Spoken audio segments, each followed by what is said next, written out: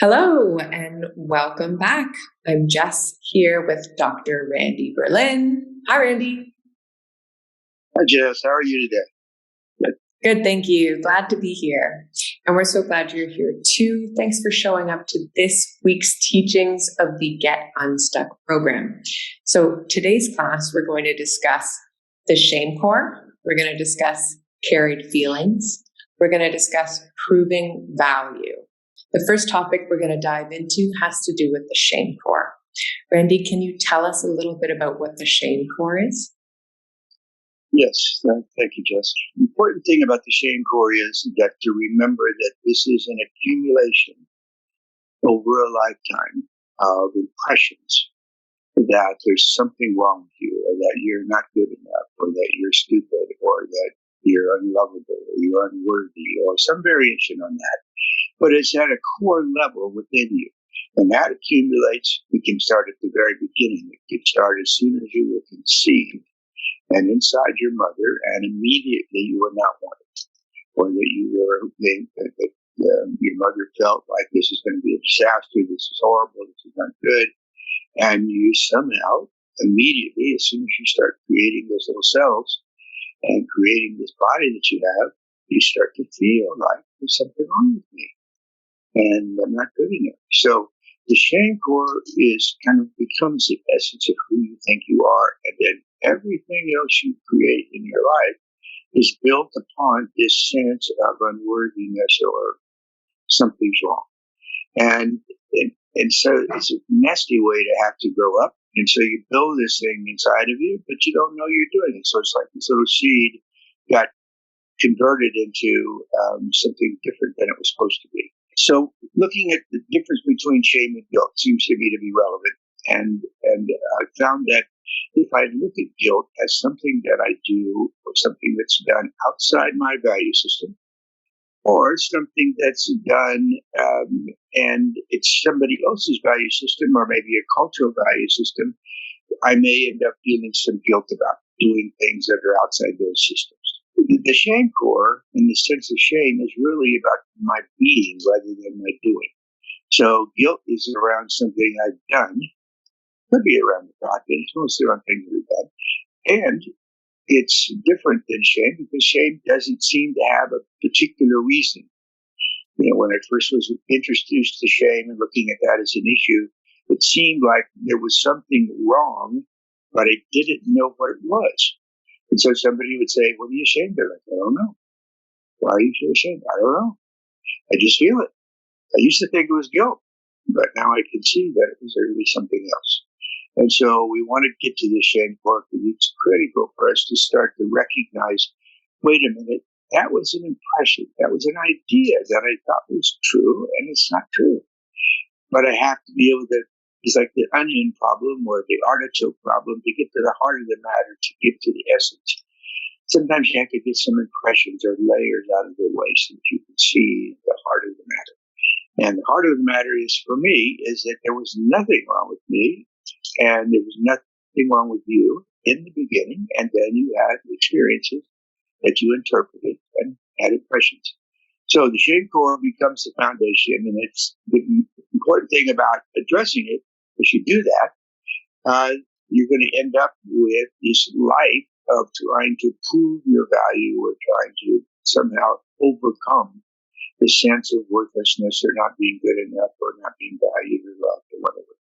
And that becomes then the strategy or the purpose of life, is to go ahead and try to overcome that.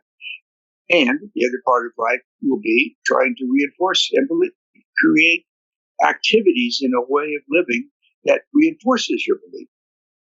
So, because most of us would like to have the sense that we understand what's happening. Otherwise, we feel a little crazy or confused or scared or whatever. And so if I think there's something wrong with me, I will unconsciously go about my life looking for opportunities to prove what I believe to be true. There's something wrong with me. I'm not good enough. And that is one of the areas that we all get stuck, trying to prove something that can't be proven. We have inherent value, as we mentioned earlier. And if you have inherent value, it can't be proven or disproven. It just is. And can you tell us then, why is it important to explore how we've interpreted what was done to us? That's how we built the shame core. We've interpreted that things were a certain way, and that has built up, accumulated the shame within us. Why is it important to explore that? So say you were, a little boy, and you were raised in a family, and your mother was not available, wasn't able to emotionally be present, didn't have any of those abilities. Father was absent, or an alcoholic, or some kind of issue around that. And so you're in this family, and it's kind of an emotional desert. And along comes a sister.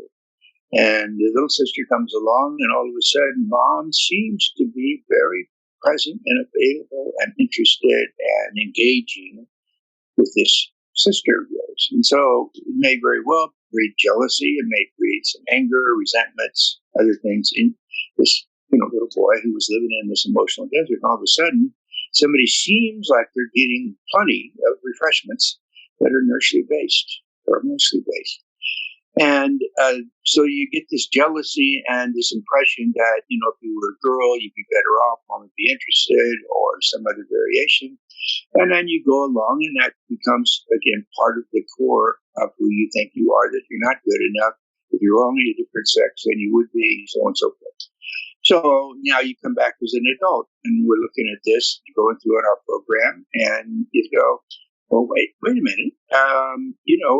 The truth was that if you talk to the young daughter, your sister, you may find that she didn't feel any more emotionally connected to her mother than you did. And you may find out, actually, and this has happened to people, find out that they were just feeling like they were being used as a little doll, or some object to be dressed up and made pretty and look a certain way, and all these things could be done. And it felt to them, the sister, that there was no connection, and it seems like the brother gets the attention, and everybody likes him and thinks he's great, as well as you. And but the problem was that you interpreted this thing as completely different than it actually was, certainly for the other person's experience. And so you step back and say, "Wait a minute, there was nothing wrong with me. I was a little boy in an environment with a mother who was able to relate to females by dressing them up and making them look a certain way, because that's how she learned to survive. Because if she only looked good, then she would be good." And then, so the mistake was that I thought the person thought that he had a sister, and there was something wrong with them. And the truth was that was never true. And so to be able to see that more clearly as an adult, go, whoa. And you might actually have some emotions come up around that. Go, oh my gosh, this is really sad. Or, I feel really bad that I was so mad at, blame my sister for taking my mother away. And when the fact is, none of that happened, experientially, at least for the other person. And I just interpreted it that way. So these early interpretations, these earlier ideas of what we think are true, become the foundation of who we think we are. And then we go and build this person that we think is based on a foundation of unworthiness. And then we go look for evidence to support our unworthiness. And we'll find it. You can find anything, actually, if you're looking for it. You can find people that really appreciate you, you can find people that don't appreciate you. But the point is that you're going to look for evidence to support your basic foundation, what you think is reality for you. And that becomes why it's so important for us to look at these things and say, hey, wait a minute. If I look at that now, I can see that the little boy didn't do anything wrong, and he just made a mistake in how he interpreted things. And the little girl didn't do anything wrong by getting this attention, by being dressed up as a doll. So I go, wow, wait a minute. I had this whole foundation built on an idea that was wrong. I wonder if there's other areas where that might be true as well. And then we look at those, and those things that come to the surface, and you don't have to find them all, you don't have to get every one of them, but you have to get this awareness that, wait a minute, maybe what I thought was true could be a mistake.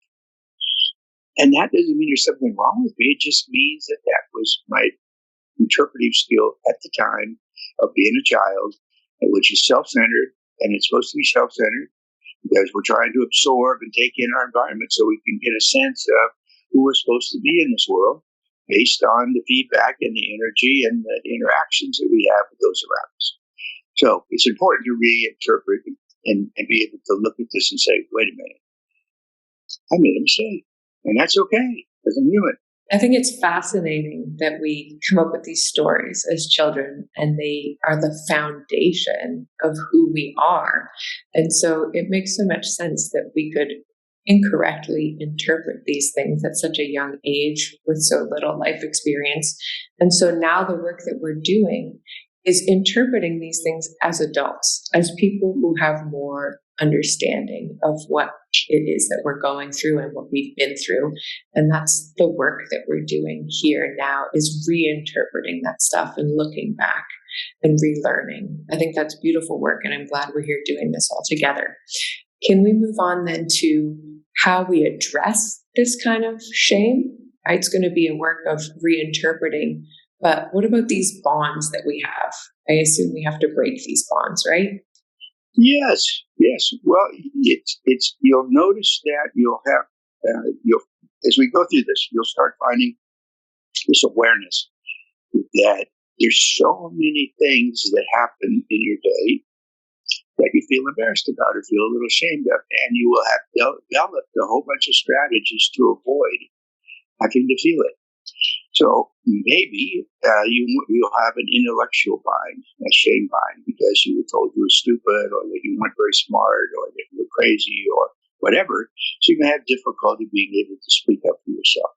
Consequently, you may go about life trying to figure out what other people want to hear and try to tell them what you think they want to hear so that they will think that you are like them, or they'll think that you're as smart as they are because you are acting as if you understand what they're talking about when you haven't a clue, but you're afraid to ask because you have a shame mind around your intelligence.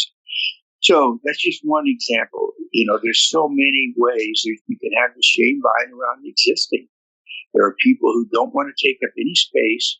They don't want to cause any problems. They don't want to ever have a need because their impression was that they were lucky to be alive, that they have been able to survive, but it's only because they haven't taken up any of the resources and they haven't asked for anything, so that they just try to find some way to exist without ever having to bother anybody else. You'll see people like that. You'll see people who go into wanting to be invisible, which is kind of similar. You'll find people who will just cause a lot of trouble. And that's because they think they're problems, so they'll go with that one. And they'll think that bind is accurate, so why not be that one? So anyway, we have these binds, we have these connections, we have all these things that we believe to be true, and we operate off of them. And that to be able to break out of those, so maybe if we were in a group setting, we're going to have a group meeting later on, and we'll be able to look at this in a more depth. But maybe, you have a shame existence bind and you have to look in the room and talk to people, or in this case on screen, maybe in a small group that you will break out group, you will be able to say, look, I feel like I don't have a right to ask for anything, but I'm going to confront that by saying to you, I have a right to have needs. I have a right to be able to ask for what I need. I have a right to be able to express myself. I have a right to take up space. And so you get this awareness of, as you tell people this and bring it out loud, say it out loud, and see their response to it, you'll start to have some input that's very different than the bind that you have put yourself in based on your interpretations. So as these binds start to break, they go in, and then you start to feel a little freer about who you think you are. Well, maybe I'm not stupid. Well, maybe I was just afraid to ask for new information because I thought I was supposed to know everything. And if I didn't know everything already and I couldn't figure everything out on my own, that must be stupid. So I start to recognize, actually, intelligent people ask for help if they don't know what to do. And intelligent people actually don't have any problem saying, that's not my area. If we could find somebody that knows more about this, or etc., that they do it comfortably.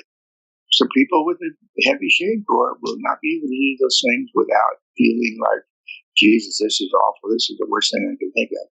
So, and say you have the shame bind around your sexuality or your body, and that you felt like from the beginning you were the wrong sex, and then later on you have these body parts that start to be expressed through our bodies, and you start to want to hide them. You don't want everybody to see them because you don't want to be that one. You want to be something else, and so.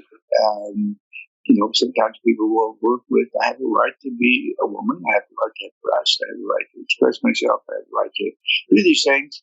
And when you share that with other people and you have to say the words and hear the words, then what happens, very interestingly, is you start to feel, oh, wait a minute, maybe it is okay to be a woman. Maybe it is okay to express myself. Maybe it's okay to be seen as a woman. And when you break these shame lines, it's just such a treat. Because the breathing room that it offers you to live life is fascinating and really important. The other way we're going to break up the shame line is by going through a process of where we were going to carry feelings. We're not there quite yet, but we're going to go into that and find out ways that because we have these carried feelings, and maybe some of these are carried shame, that we have to do more than just express it and be able to say, oh, yes, I have a right to be, I have a right to think, I have a right to do these things. Maybe I need to do a little something else, and we'll go into that with carried feelings. That's great. And before we jump into carried feelings, what about these feelings of shame? What happens if we don't confront them? We're already living with them. It's already a challenge to live that way. But what happens when we pursue life without confronting the shame for it and just continually building it up? Well, there's two things. One of them is we'll build a life based on our belief that there's something wrong with this, which will take us to how we try to prove our value. And the other one is if I'm full of shame and I feel bad about myself, then I will take that and put it on my kids if I happen to have children. Or I'll put them around maybe about my partner and see these things in them. And I will project all of these things that I believe are inside of me, but I don't know they're inside of me because I haven't ever addressed them. I just know that there's something going on and I keep seeing fault in everybody else. Then maybe I need to go back and say, well, wait a minute, maybe this is my old stuff that I haven't dealt with and I'm putting on to everybody else because I don't want it. And one way to not have it is to give it to everybody else. And if they'll take it, and even if they won't take it, I'll maybe keep sticking it on them anyway. And but really the important thing is if you don't clean it up yourself, if it's your mess, if it's your interpretations that have to be adjusted, if you put it on other people, then they're going to carry it for you possibly. And particularly with children who are innocent in their sense that they don't have any boundaries, and they're going to just suck up what's ever around.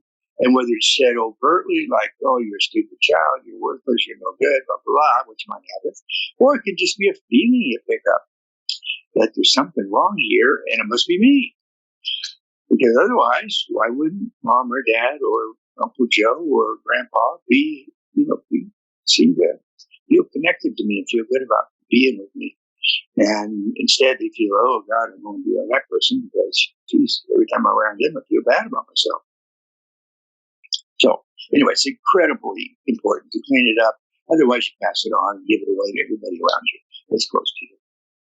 We're about to talk about carried feelings. It sounds like feelings are a lot of weight to carry. It sounds like there's a lot of negativity sometimes related to feelings, but feelings are really important, right? What value do feelings hold?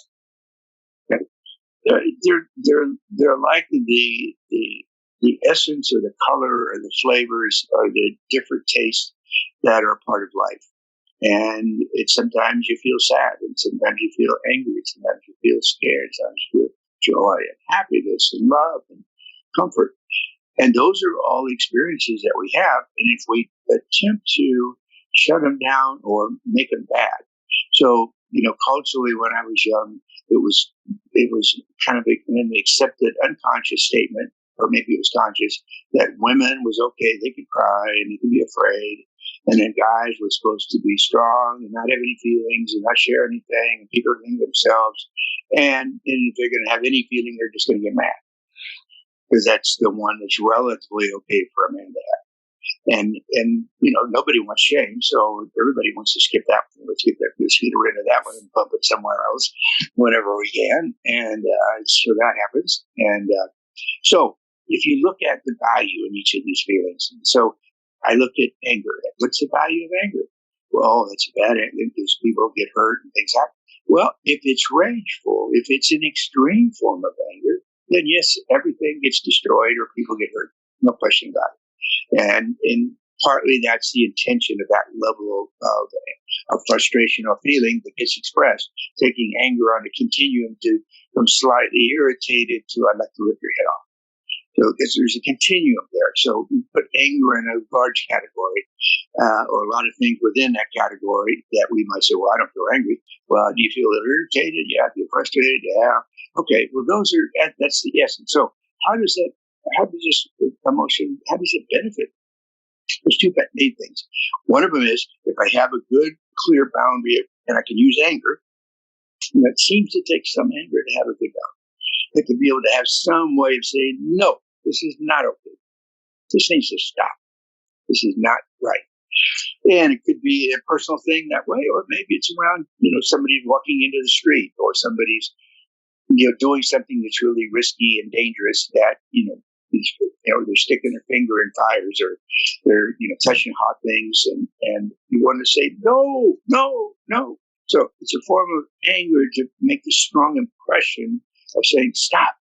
This is not a good idea. This is a bad idea. And in that way, it helps us protect ourselves and protect others. The purpose of anger is to be there to help us protect others and ourselves. And the other way that you can use anger is to take on difficult challenges. So you kind of come into tunnel vision and you focus in on something and you're determined. And that's a kind of a angry feeling. I'm determined not to let anything stop me from achieving this goal or this purpose or whatever it is that I'm after. So getting my PhD, I had to have purposefulness in that commitment to everything. A lot of other things had to go on the wayside to be able to accomplish that goal. So anger has that value. Fear has the value of being able to help us pay attention, to be aware of what's happening around us, to be noticing where there might be some threat or some danger that has to be addressed. And it's there. If I'm walking on a narrow path in the Himalayas, it's a good idea to pay attention where I'm taking my next step. So, but here's where the downside is. And like with the anger, excessive amounts of anger turn to rage. Excessive amounts of fear turn into panic attacks, anxiety attacks, and ultimately paranoia as a personality style. So you don't trust anybody. Everything is, you can't ever relax, because unless you're all alone by yourself, and then you still got your mind that makes up stuff.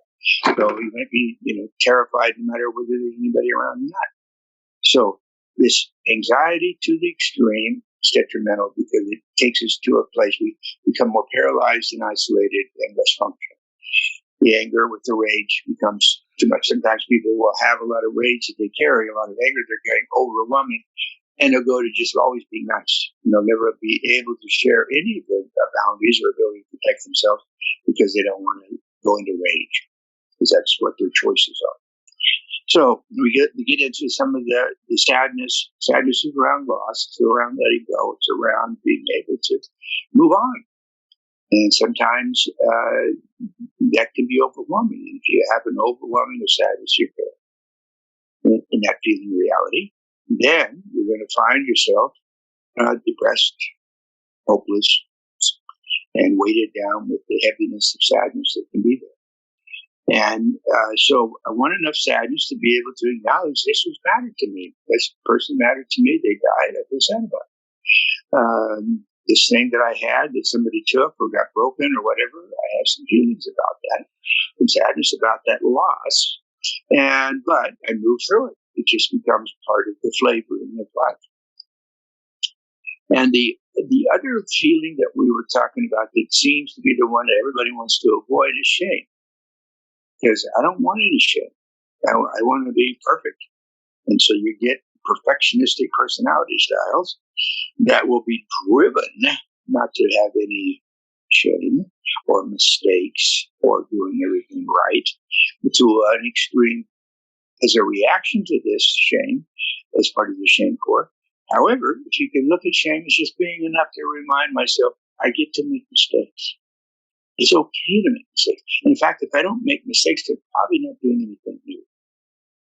Or I'm doing the same thing over and over again, which is a mistake, but I just keep doing it anyway. However, if I can look at this and say, wait a minute, I'll use about 2% of shame. 2%. And that'll give me just enough to remind myself, yeah, I can do something silly. Yes, I can make a mistake. Yes, I can say the wrong thing. Okay, so what? We all get to make mistakes. And so I need a little bit of reminding myself that I'm not above everybody. I'm not above being human. I get to participate in this world, and I will make mistakes. And so that shame is there for my benefit. And then the joy and the happiness and the satisfaction and comfort. If you get into comfort too much, and many of us want to just be comfortable in our own skin, want to be comfortable. You work really hard to get comfortable, and you get comfortable.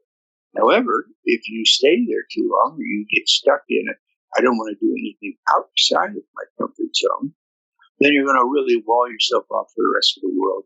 And you're going to get kind of lazy and kind of dull. Because there's not new stimulus, there's not new ways of living, there's not new wonder happening. However, if you get overly stimulated, you've got too many things going on, and you're trying to do too many things at once, and there's just this endless activities and going on, and then what tends to happen, if they don't ever have that time to just get comfortable, relax, and let go, you will end up resentful and angry because you're going to end up frustrated. So, again, we want to have stimulation, we want to have newness, we want to have Christmas, we want to have, but we also want to know that, hey, it's okay to take a break and let go of all of that. Forget about it. Maybe go on a safari or do something where you just really are away from everything, and all of the things that you used to think were so important all of a sudden don't matter at all.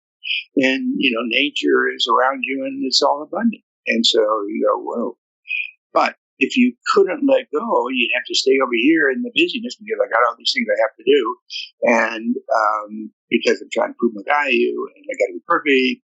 So anyway, all of these taken in perspective, put in some kind of context that's got some balance to it. It's got some stabilization to it. It's got something that can maintain itself so that we have a life that maintains itself.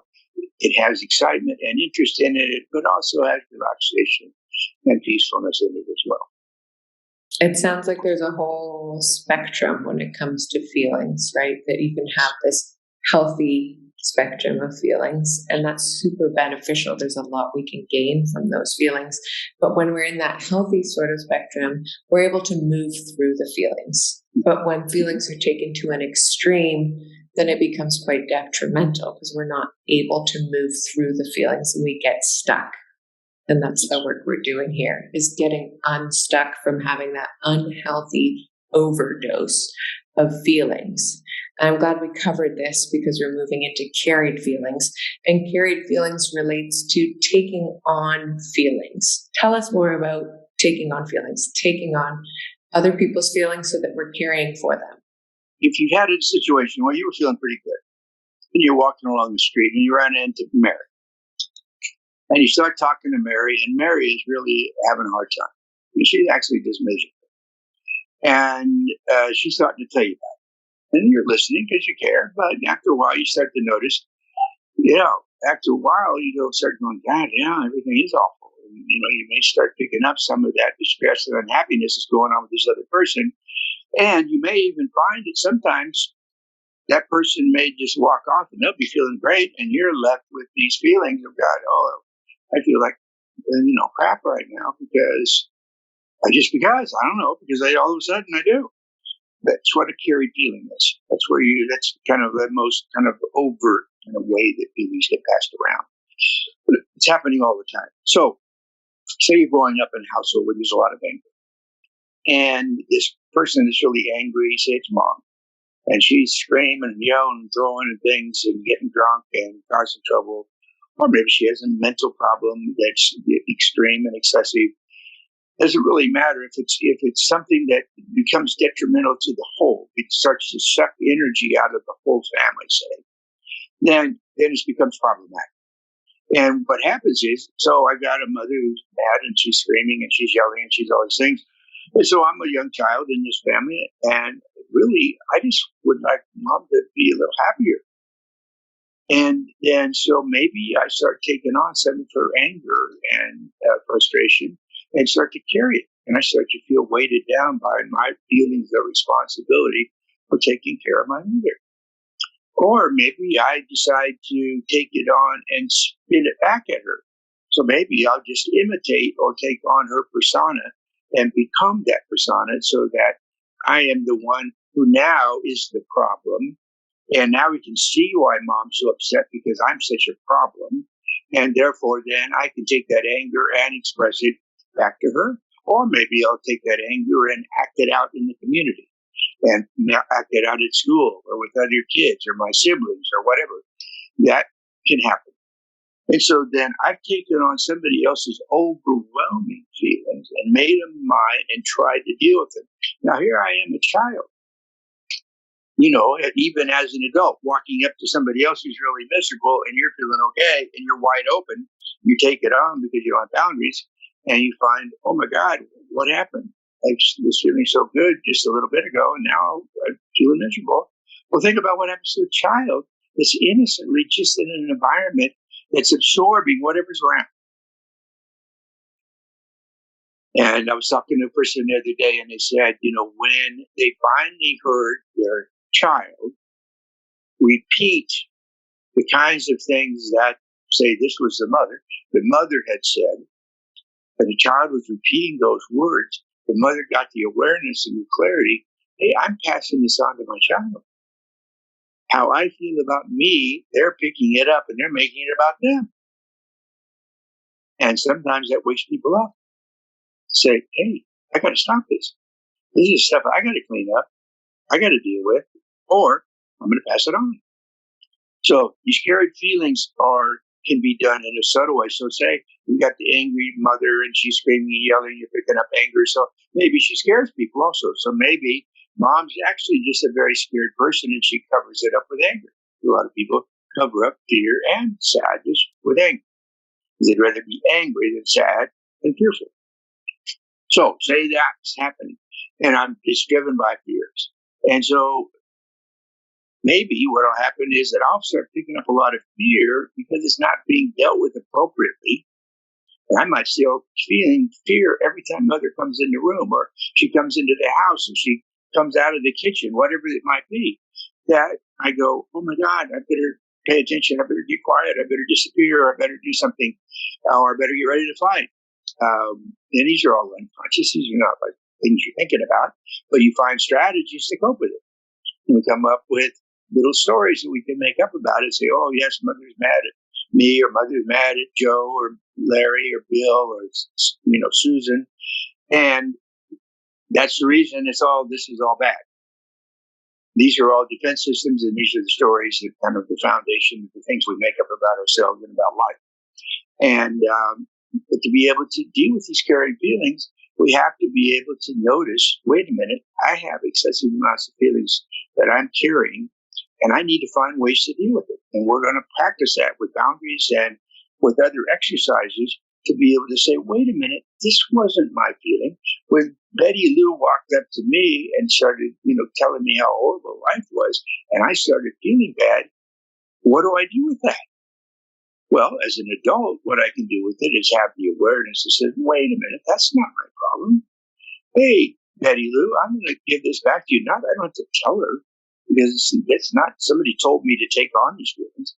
What happened was I took them on and now I've got them. And because I did that, it was a mental exercise. It wasn't something that that person did to me per se.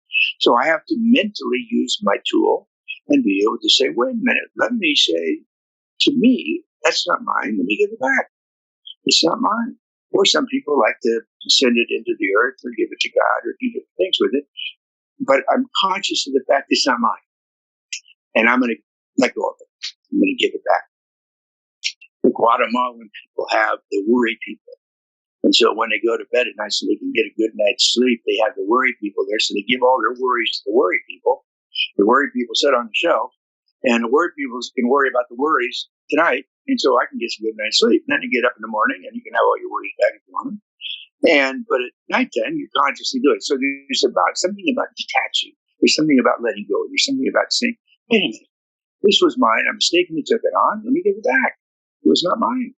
And so we're going to get in more depth about that. But these boundaries and these things that are so critical here, we talked about them some, but this is where this membrane cell, this little definition of a cell comes into play, just like it does around us as human beings. So we're just a bigger organism. We're billions of cells come together, but in that form, we take on things, we pass on things. It's all being communicated all the time. There's thousands and billions, probably, of different messages that we're picking up on and we're sending out again that we don't even have any idea about because it's at the cellular level. So being able to have this awareness that, wait a minute, I don't need to pick up other people's stuff. I don't need to carry something for somebody else. I just need to notice it. And I have to have some awareness and tuned into myself so that I know what it feels like to be sort of relaxed and peaceful. And all of a sudden, I start to feel heavy and tight. And I go, whoa, what happened? And I can start to unravel that as an adult today because I have the skills for that. And I'm a little kid. When I'm developing all these things and taking on these things, I have no tools whatsoever because I haven't got ability to create a boundary because I haven't got that kind of cognitive skill yet. I've only got the skill that it's about me, it's about me, it's about me, it's about me. So if mom's miserable, it's my fault. Mom's depressed, it's my fault. So maybe what I'll do is I'll learn to address or take care of people that are sad. A lot of therapists have families in which they were the caretakers. Whether that was overt, it could be done by being the problem, so everybody else can say, well, you're the problem. Or you can say that you just take it on and maybe you get more depressed than mom did. Or maybe you get more angry by taking it on. All of this is about an attempt to create some balance and stability in our world. And it's just an unconscious mechanism that goes with everything. Homeostasis is a foundation to all creation, as far as I can tell. There's a desire. You look at nature, it's always trying to balance. There's rhythms, there's patterns, there's things that are shifting and moving. Everything is always in action. And it's all trying to create some stabilization, also being flexible and open to new possibilities, and also being willing to let go of some things that don't help anymore or that are problematic. So the boundary is critical for that. And if I'm overwhelmed with other people's feelings, I won't deal with my own, which then robs me of my own experience of living because it's so influenced and overpowered by carried feelings. And it's one of the things that's so helpful in this work is to create the boundaries, start to recognize what happened, misinterpretations, as well as carried feelings, start to get layers and layers and layers of stuff can be either consciously taken away or through meditation and breathing and some other yogic practices. We'll be able to, we're going to teach you later, we'll be able to help with that process as well so that you can let go of feelings. You can all of a sudden feel like, oh gosh, I'm so sad and I'm crying and crying and crying. You think, what is it? What is it? What's the reason? What's the reason? What's the reason? Well, don't worry about it. Just know that it's passing through. It's like the weather. You don't have to wonder about why the weather is the way it is. It's just passing through. And let it just go. Let it through. And experience it and be with it and move on. Because when we try to stuff them, we don't want to have them. We try to stuff them, we carry them, we do those things. Then we get sick. The equipment gets overwhelmed and it will physiologically in some ways start to break down. These carried feelings and these interactions and this misunderstanding around boundaries of who we are and who we think we are is critical to our health and well-being, and to that we share with others. I think that makes so much sense. Thank you for explaining that in such great detail. I want to reiterate that this isn't our fault, right? So much of this is at the unconscious level. As children, we have this desire to make things better. We have this desire and this need to have connection. And we grow up in these households where we're trying to have a connection with somebody we may not be able to connect with. There may be feelings in the way, so we take on those feelings and we carry that stuff. And it develops a neurosystem in our body where we pick up feelings, we carry them, but we also become receptive to them, right? So we're now responding as we grow up to these feelings that we're familiar with and that we're carrying. And as we carry these feelings, they go into excess. And that's full circle. What we've talked about here is that we have an excess of all these feelings and it's making us stuck. Mm-hmm. And that's why we're here, to get unstuck. Absolutely. And the work that we're doing is all about boundaries, right? We're learning about these boundaries and building whatever imaginary mechanism we can come up with so that we're not constantly receptive to these feelings, so that we can let the feelings pass through us. So there's so much that we've learned today. It's a lot to take on, but I hope that it makes sense, and I hope that it makes you excited to start doing this work, because it is possible to go from that extreme to the healthy side of the spectrum when it comes to managing feelings. Well, a lot of the time when we're not managing our feelings properly and we're in this state of excess, we end up trying to prove our value. So many people get stuck in this chasing of achievements, right? We're always trying to prove our value. Why is it that we get stuck in this proving value, and what does that do? So let's assume that most people on the planet have some variation of a shame connection that maybe is excessive and gives a feeling that sometimes that there's something wrong with you. So if we take that and we make it a cultural issue, so we all of a sudden we go to school and we're basically taught to start to compare.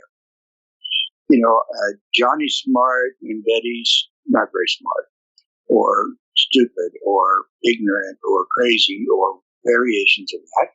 And in that process, we start to make these mechanisms about value that's based on some performance or something that comes from the outside. So my value is, if you tell me I'm valuable, then maybe I am. If I don't feel that way, I won't let it in. And so it doesn't matter how many times I try to prove my value, if my shame core is solid and strong inside of me, I won't let it in, because I know the truth is it's not me. They don't know me, they're lying, or they want something. So why would they say something nice to me? Because I don't deserve it. So I want to be able to find ways to prove my value. And so because I don't have that connection to that inherent value, because I've covered it up with shame and emotions that I've taken on and that I'm carrying, I have to find some way to prove this inherent value, but I can't prove it, but I got to try. And so I have the impressions I would be good if I had a PhD. I would be satisfied if I had $1 million. I would be satisfied if I had the perfect husband-wife combination, the perfect kids, all super, everybody looks good, everything's perfect, you got the picket fence, you got the deal, and at least, for me, we were heavily influenced when television first came on and movies became more talky, and then color, it became more and more that kind of an expression of what the world really is through movies and through stories. And so that if you don't have the perfect family, there's something wrong with you all. So we just create these little ideas about what the perfect family is supposed to look at. Dad's always nice, mother's always dressed pretty, and she's got all these things together. She takes care of all the kids. Everybody listens to the kids. Everybody's happy with the kids. And you get this illusion that maybe if I could create that, if that would prove I have value. And so, because if you are trying to be perfect, if you are trying to prove your value through perfectionism, you always fail. Just from the relative perspective of the world, meaning that the ideas that I look at and how I see things and how you see things are all based on a perception that says we are valuable if. But we always know that because we can't be perfect, because we can always find some little thing that isn't quite right. No matter what the picture looks like, no matter what the body looks like, no matter what, we can always find that one little thing. Maybe it's a little pimple, or maybe it's this, or whatever. And that's the reason I feel miserable. And then you can fixate on it. Oh my God, it'd be perfect if I could get rid of that. So people work on their bodies, they change them, they do all these things. And it can go from, being the wrong sex, and people want to change their sex. I'd be okay if I had a different sex. There's endless ways that people want to change to try to be okay and be valued and be valuable. And what it does is that it creates a situation that drives you always looking for the next thing that's going to prove. So if I can make straight A's, then it must not be that hard. So they probably changed the grading system, and so I make straight A's. But that doesn't really mean I'm smart. It just means that somehow I got these things and I was lucky. And so I'm trying to do these things that improve my value, to create value, and it's impossible. So it's exhausting. And so people then end up giving up. So I become a workaholic to deal with, say, emotions of sadness or depression. And then I come home, and then because that didn't really work, even though I worked like a maniac and worked 12, 15-hour days, I still don't feel okay about me. I don't feel worthy. So maybe I just numb out and shut off everything by drinking and doing drugs and other kinds of activities that are going to be there to try to cover up all these things that I don't want to feel, and all these experiences that I don't want to have. So addictions of all kinds, whether it's shopping or whether it's, gambling or whether it's sex or whether it's something else. There's all these ways that we've learned to try to comfort and prove value through external activities, and it never, ever is satisfied completely. It'll give you maybe a temporary satisfaction. And then, okay, what's next? Okay, what's next? What's next? What's next? What's next? And so you become a human doing rather than a human being. And in our beingness is where the value is, to me. It's inherent. We go back to the inherent value. Just because I am. Just because I'm on the planet, just because I have a body and an existence on this planet at this time, I have inherent value to start with. I just have the impression through carried feelings and through other activities, other interpretations, that there's something wrong with me. And I'm here to say, no, that's not true. That was a mistake of perception, not a reality. So we're going to help you get unstuck by becoming more clear about how to use the equipment wisely, and to be able to see so many misperceptions are blocking us from the things we'd like to go do or we think we'd like to go do, and we're stuck. And so we're going to help you get unstuck so that you can make choices. You may not make a good one. You may get unstuck and do something silly. So what? Learn from it. Or you may get unstuck and do something great. Learn from it. That's it. Whatever you do, learn from it. If you don't, you get to repeat it. Take your pick. Yeah. We need to address the internal mechanisms, right? When you go out into the world is external, but what we're living inside is internal. We need to address the internal stuff, because if we're trying to put ourselves out in the external world and prove things externally, we're trying to prove something that literally can't be proven. And so these stories that we tell ourselves, they drive us and they control how we feel about ourselves. And so we need to reinterpret those stories or change those stories, because the truth is we have inherent value. And this is what this all comes back to, is that you have inherent value. When you look at that picture of yourself as a newborn baby, you just think, what an incredible, beautiful little being. There's nothing wrong with this child. You are still that person. You are still that person. You have gained so much life experience and you've been through all sorts of stuff, but you have the exact same inherent value you always had. I think that's a beautiful way of looking at it. The truth is that we have that inherent value forever, and we have no nothing to prove, no way of proving it, and no reason to prove it because it's there. It's always there. And that's the story that we need to tell ourselves. And not just tell ourselves that, but believe it. Once we start to believe the story that we have that inherent value, then we stop trying to prove it anything otherwise.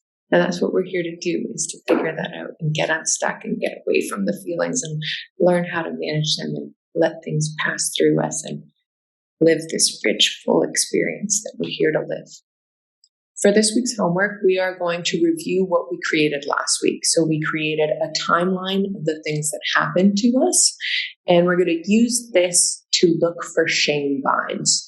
So you have written out in that list on your timeline all the things that happened to you that may have been traumatic in nature.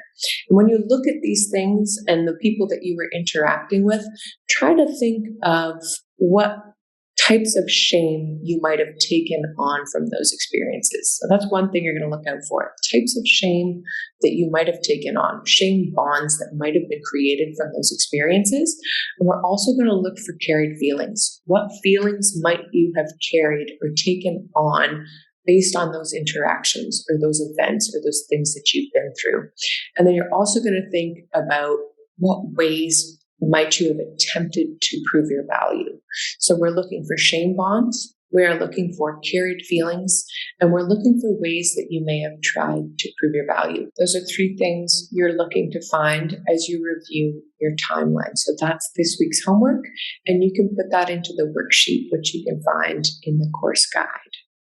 For this week's group call, we have an activity around boundaries. So we're going to work together to create an imaginative boundary, and we're also going to work to give back feelings. So these carried feelings that we've taken on, we're going to do the work of giving them back. So we'll be doing that activity during this week's group call, but we also ask that you come prepared to share something that came up while you were doing the homework, whether it's a value that you feel that you're trying to prove or a feeling.